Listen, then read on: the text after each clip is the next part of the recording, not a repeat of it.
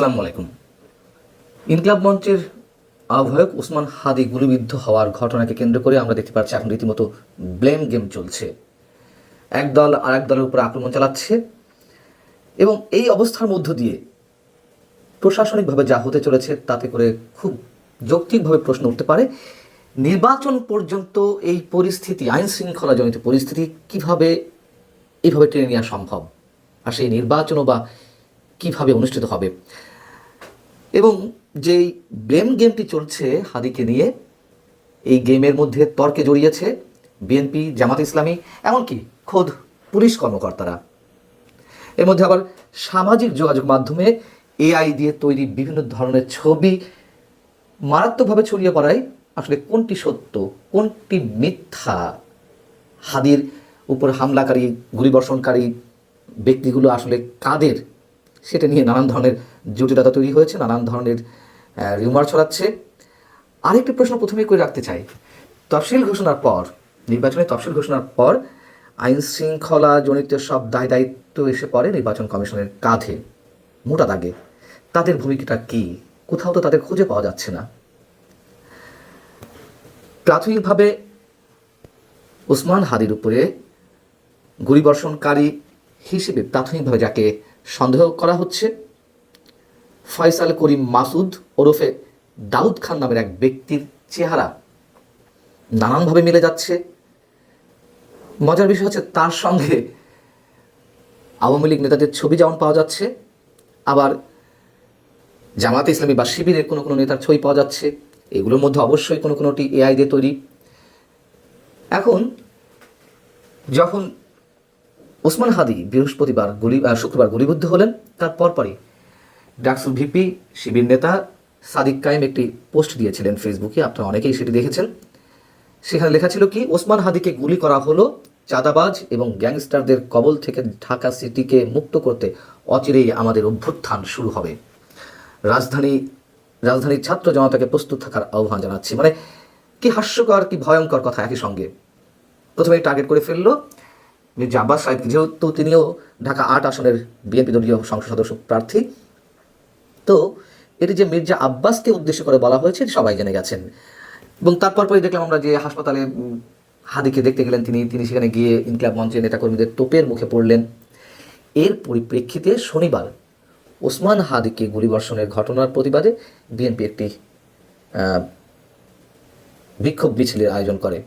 সেখানে দলের যুগ্ম মহাসচিব রুহুল কবির রিজভী তিনি বেশ কিছু কথা উল্লেখ করেছেন। কথাগুলো সংক্ষেপে যদি বলি এরকম যে, আজ পুলিশ কমিশনার জানিয়েছেন হত্যাকারী শনাক্ত হয়েছে এবং সে শিবিরের সদস্য। এখন আমি বলছি এটি বিএনপির কোনো নেতার বক্তব্য নয়, যারা এটি বলছে তারা রাষ্ট্রের আইনের স্বীকৃত তদন্তকারী কর্মকর্তা। অর্থাৎ এর আগে যে বিএনপি নেতা মির্জা আব্বাসকে উল্লেখ করে বলা হয়েছিল বা তার দিকে অভিযোগের তীর ছোড়া হয়েছিল, সেটির পরিপ্রেক্ষিতে তিনি বললেন। এবং এটি একটু বলি, আপনারা হয়তো অনেকেই দেখেছেন সামাজিক যোগাযোগ মাধ্যমে ডিএমপি কমিশনার শেখ সাজ্জাদ সাহেবের একটি বক্তব্য ফটোশপে এডিট করে বিভিন্ন চ্যানেল বা পত্রিকার নাম দিয়ে ছড়িয়ে দেওয়া হয়েছে। এটি আসলে তিনি বলেননি, এটি বাস্তবতা, আমি ক্রস চেক করেছি, বলেননি তিনি। তো রিজভী সাহেব বলছেন, সেটি দেখে তিনি মনে করে নিয়েছেন এটি আসলে ডিএমপি কমিশনারের বক্তব্য। সেই জায়গা থেকে রিজভী সাহেব বলছেন, পুলিশের পক্ষ থেকে বলা হয়েছে হামলাকারী জামাত শিবিরের সঙ্গে জড়িত, অথচ ঢাকা বিশ্ববিদ্যালয়ের এক ছাত্রনেতা তদন্ত শেষ হওয়ার আগে মির্জা আব্বাসের নাম উল্লেখ করেছেন। আমি আরেকটু বলে নিই তার বক্তব্যের অংশবিশেষ, তারপরে বলছি বিষয়টা কি দাঁড়াচ্ছে। তিনি বলছেন, শুধু একটি প্রশ্নই করব, ঘটনার 1 ঘন্টা পর ফেসবুকে একটি পক্ষ মির্জা আব্বাসকে গ্যাংস্টার বলে আক্রমণ করেছে। 1 ঘন্টা পরেও ঠাকুর ঘরে কেড়ে আমি কলা খাইনি, তাদের উপর কোনো হামলা হয়নি। তিনি অভিযোগ করে বলছেন যে হাদির উপর হামলাকারী আগে ছাত্রলীগের রাজনীতিতে যুক্ত ছিলেন। এছাড়া দেখা গেছে সে সাদিক কায়েমের সঙ্গে একই টেবিলে বসে চা খাচ্ছিল। তিনি বলেন, যারা 1971 সালে গণহত্যা ও মা বোনের ইজ্জত লুণ্ঠন করেছে তাদের কাছে বিবেকবোধের কোনো অস্তিত্ব নেই। আবার সাদিক কায়েমের সঙ্গে দাউদ খান, ফয়সাল ওরফে দাউদ খান, তার একটি ছবি আবার সামাজিক যোগাযোগ মাধ্যমে ছড়িয়ে পড়েছে। ধারণা করা হচ্ছে এটিও ফটোশপে কাজ করা। আবার রিজভী সাহেবের সঙ্গেও এই ফয়সাল ওরফে দাউদ খান, তার একটি ছবি সামাজিক যোগাযোগ মাধ্যমে ছড়িয়ে পড়েছে। এখন রিজভী সাহেবের এই বক্তব্যের পরিপ্রেক্ষিতে ডিএমপি কমিশনার শেখ সাজ্জাদ আলী সাংবাদিকদের প্রশ্নের জবাবে কি বললেন? তিনি বললেন যে আমি শুনেছি এটি বোগাস কথাবার্তা, এটি ভুয়া, আমি এমন কোনো বক্তব্য দেইনি। ইতিমধ্যে একটি রিজয়েন্ডার জারি করা হয়েছে, মানে প্রতিবাদ লিপি হয়তো কোনো মাধ্যমে পাঠাবে। মানে বিষয়টি দেখুন, ব্লেম গেম কিভাবে চলছে, এটা সত্য কথা। প্রথমেই মির্জা আব্বাস সাহেবের উপর আক্রমণ চালানো হলো, ফেসবুক স্ট্যাটাস দেওয়ার মাধ্যমে তার উপর আবার আক্রমণ চালাতে যাওয়া হলো, কোনো রকমে তিনি বেঁচে গেছেন। পুলিশ প্রহরা দিয়ে তাকে হাদিকে দেখার জন্য হাসপাতালের ভিতরে নিয়ে যায়। তো এই হচ্ছে অবস্থা রাজনীতির। এদিকে আমরা শুনলাম যে আমাদের মাননীয় স্বরাষ্ট্র উপদেষ্টা তিনি ঘোষণা দিয়েছেন অপারেশন ডেভিল হান্ট ফেজ 2 শুরু হচ্ছে অচিরেই। কেন? কারণ হিসেবে তিনি বলছেন বা উদ্দেশ্যটা যে জাতীয় নির্বাচনের সময় শান্তিপূর্ণ পরিবেশ নিশ্চিত করতে, আইন শৃঙ্খলা পরিস্থিতি নিয়ন্ত্রণে রাখতে এবং ফ্যাসিস্ট সন্ত্রাসীদের দমন করতে অবিলম্বে অপারেশন ডেভিল হান্ট ফেজ 2। গাজীপুরে যখন এনসিপি নেতা হাসনাত আবদুল্লাহ কারো মাধ্যমে আক্রমণের শিকার হলেন, তার গাড়ির উপর হামলা করা হয়েছিল, তিনি সামান্য হাতে আঘাত পেয়েছিলেন। তারপরে রণমূর্তি ধারণ করে এনসিপি নেতারা। তারই পরিপ্রেক্ষিতে এখানে ফেজ 2 কথা বলা হচ্ছে। অপারেশন ডেভিল হান্ট তখন শুরু হয়েছিল। নামটা নিয়ে অনেকে আপত্তি তুলেছেন, তীব্র আপত্তি, যে ডেভিল কীভাবে বলা হয়? বিচারের আগেই বা বিচার হলেও কেউ অপরাধী প্রমাণিত হলেও তাকে ডেভিল হিসেবে আখ্যা দেওয়া যায় কিনা। যাই হোক, তো সেই অপারেশন আমরা কি দেখেছিলাম? শুধুমাত্র আওয়ামী লীগ, যুবলীগ, ছাত্রলীগের নেতাদের একের পর এক আটক করা হচ্ছিল। কজন প্রকৃত সন্ত্রাসীকে আটক করা হয়েছিল? কজন প্রকৃত চাঁদাবাজকে আটক করা হয়েছিল? এই যে সারা বাংলাদেশ জুড়ে চাঁদাবাজিতে অতিষ্ঠ হয়ে গেছে মানুষেরা, পানের দোকানদার থেকে শুরু করে শীর্ষ ব্যবসায়ীরা পর্যন্ত, দখলবাজি, কজনকে আটক করা হয়েছে? শুধু ছাত্রলীগ, যুবলীগ, আওয়ামী লীগের নেতাকর্মীদেরকে আটক করা হলো।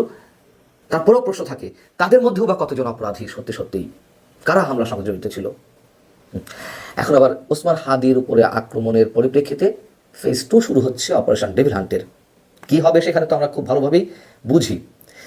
আবার স্বরাষ্ট্র উপদেষ্টা এই মন্তব্য করেছেন যে নিরাপত্তা নিশ্চিত করতে যারা সংসদ সদস্য পদপ্রার্থী সব দলের, তারা সবাই আবেদন করলে অস্ত্রের লাইসেন্স পাবে।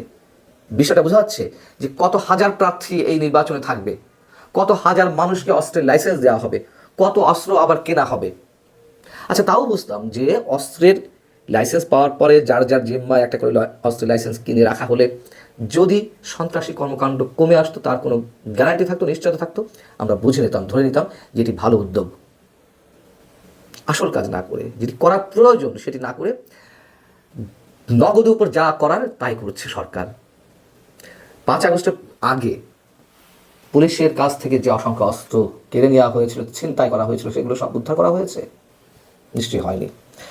এবং সদ্য পদত্যাগকারী সরকারের অন্যতম প্রভাবশালী উপদেষ্টা, সাবেক স্থানীয় সরকার বিষয়ক উপদেষ্টা আসিফ মাহমুদ সজীব ভুঁইয়া যে টেলিভিশনের সাক্ষাৎকার দিয়ে তিনি নিজে বলেছিলেন যে 5 আগস্টে যদি শেখ হাসিনা সরকারের পতন না ঘটত তাহলে তাদের সশস্ত্র বিপ্লবের প্রস্তুতি ছিল।